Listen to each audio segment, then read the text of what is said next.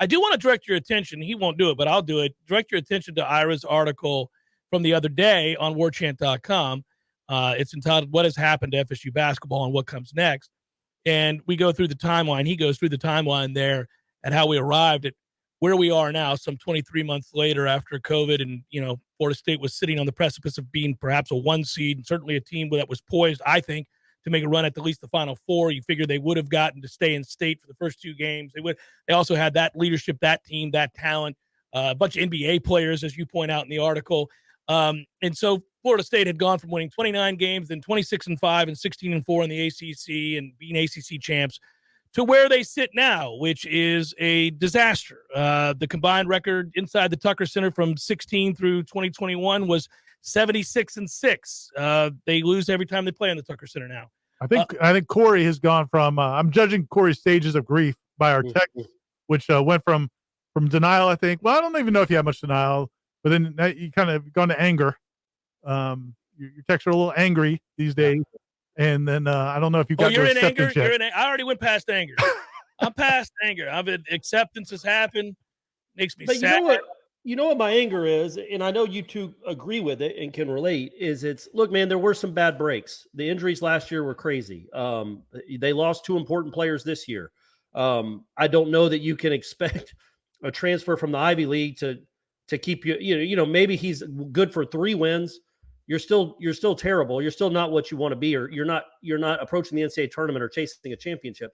But I just don't like that, a coaching staff, you have to figure out a way to work with what you have. And I think they've done I don't know how you could argue. They've done a really bad job at that. They are not awful coaches. Certainly Leonard and Stan aren't. Their history and their track record speak for itself.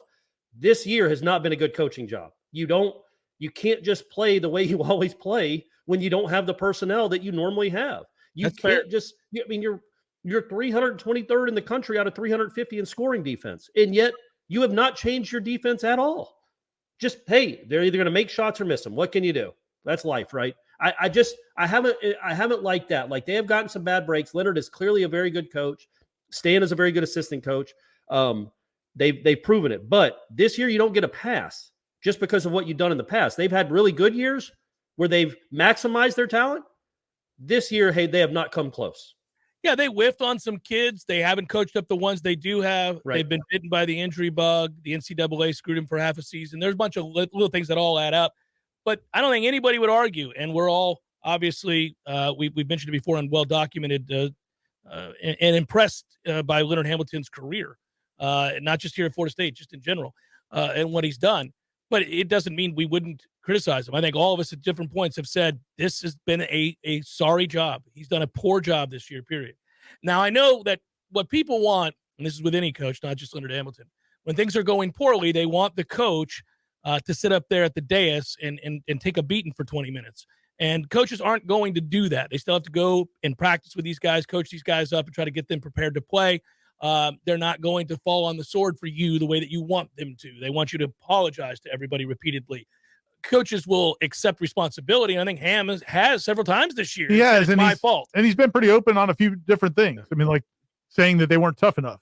They're definitely not. Game. And that is a damning statement from a man who certainly he probably values teams and values that immensely. That is the most scathing indictment he has had yet, is to admit they're not tough. And he even said, he's like, that's something no coach wants to ever say. Oh, it's hurtful. And especially him. Because he's not a coach that's just, let's run up and down and outscore you or whatever. I mean, it is about toughness and manhood. That's how he played when he was a young basketball player. Yeah. And it's how all of his teams have ever coached.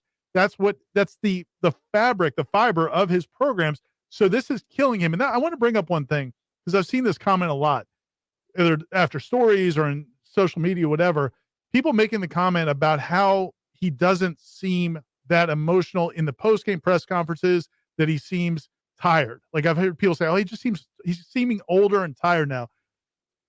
My theory on this is this: that guy is sick to his stomach of what his program is right now. And I think it eats at him. And I think he doesn't know what he can say, because at the end of the day, they've created this mess. I mean, they've had some bad fortune, as Corey said, and you said, it's well documented. But at the end of the day, they have created this situation. And I think when he made the comment, he said, I asked him, are you already thinking about what you're going to do after the season? And he said, every available waking second. Yeah, because he's got to flip the roster. So he knows he's got to make changes, and that's not hard. That's not easy. Really he loves hard. those kids. Good luck with that. But he's got to have to. But at least you have the portal now. It is an option. Is 5 years ago, it would have been much tougher to flip a roster pretty quickly. That has to happen now, and so. But I think this year is probably. I would bet it's probably been his most difficult year, and I think. I don't think what you see is tiredness. I think what you see is probably internal frustration and anger and not being able to say what he really wants to say. Well, and he's always a guy that we applaud him for this and always have. He really does care about those players. And to say what he needs to say to explain this season to his fan base, he would have to make some comments about players that he is not going to do publicly. He's just not going to do it. We all know the comments that could be made. We all know the kids that have not played well and probably don't belong in a Florida State uniform and probably won't be back here next year. But he's not going to come out and say that publicly. But he brought them there. I was going to say at the end of the day, they didn't sign themselves. So that's why he won't. That's why I'm saying he won't say he won't call them out publicly like some other coaches would.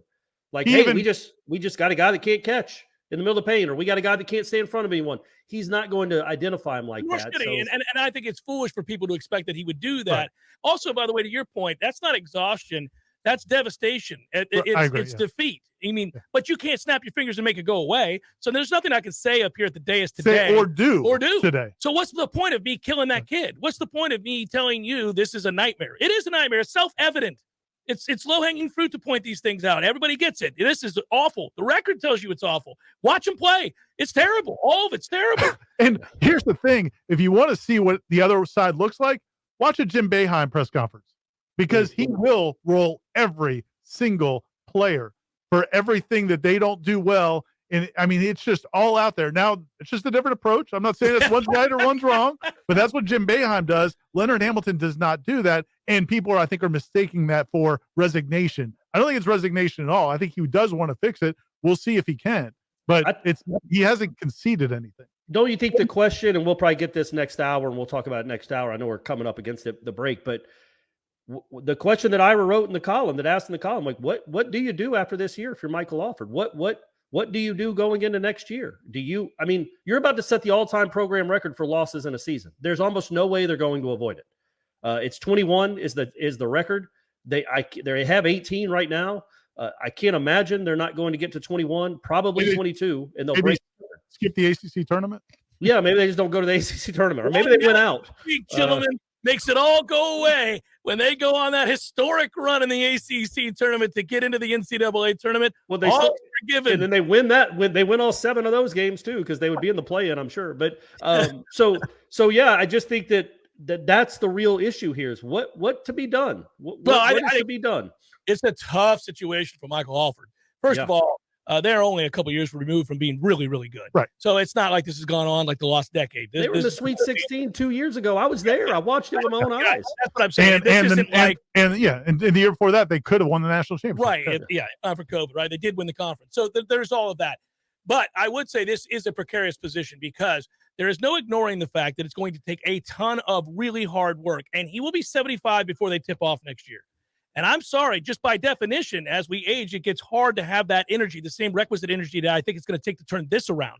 And so you would look at that. You'd also say, is this a draw for him to bring in top-tier assistants right now? He's going to have to find a way, let's say, to make some changes on his staff, which is also very difficult for him to have to do. And then if you're going to court these transfers that we know he has to bring in to get this turned around, well, how eager are they to come to a place that's going to win 8-9 games in a season? And of the players that can play even a little bit on your roster, how many of them decide to return next year in the wake of this disastrous season? So now you're Mike. You don't really want to fire Leonard Hamilton, of course, at this point, but you are looking at a dire set of circumstances.